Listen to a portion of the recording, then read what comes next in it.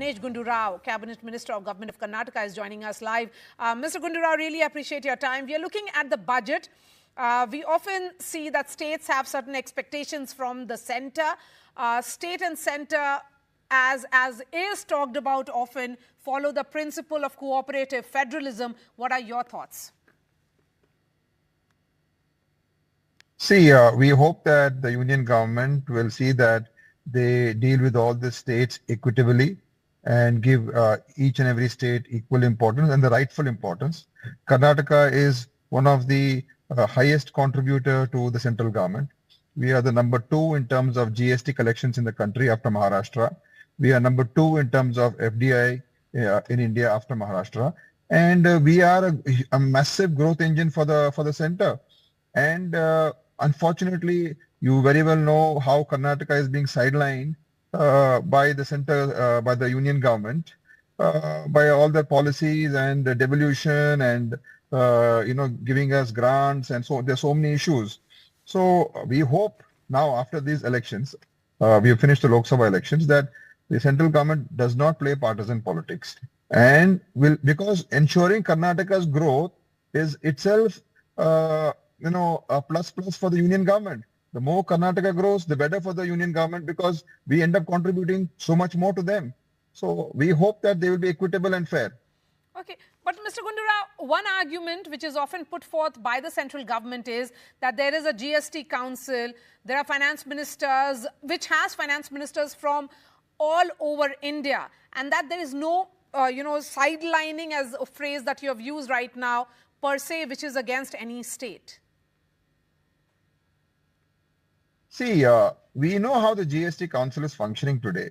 It's very difficult for states to get their voice in and their opinion in, because it is dominated by the central government and the BJP-ruled states. And BJP-ruled states just tend to fall in line with whatever the union government wants. And we are finding it very difficult for states, especially like, Karnataka, Tamil Nadu, all the southern states. We are finding it very difficult, because our voice cannot be heard there, because the way GST has been structured itself, there are so many issues that needs to be resolved. And I don't think GST Council is able to resolve those issues.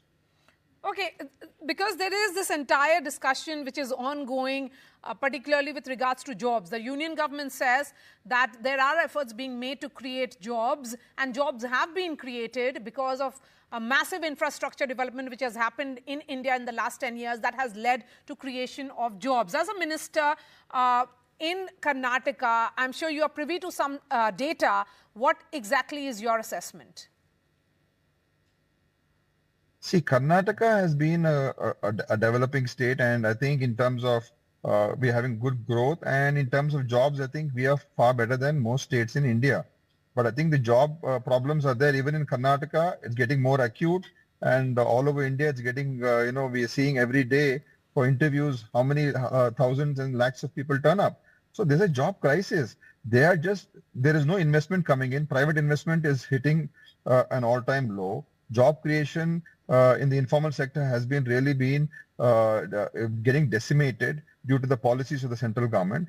And one more thing I want to add, Maria, is that states like us, we are seeing what's happening, how unfair a central government is. I'll tell you why. Because people who are coming into India to invest are literally being coerced and forced to or pressurized into going into states like Gujarat and UP.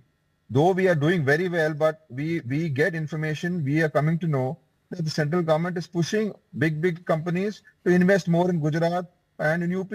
And, this kind of policies is definitely, I think, something that I want to point out that they should not do. And we are seeing how skewed it's getting. So jobs is definitely a problem. And I think Government of India, that's why I think they're spending more on infrastructure and more on big projects, because there's no private investment coming in. And they're trying to drive it up by doing public investment, which shows that the economic policies of the Modi government are not working. All right. Thank you so much for joining us.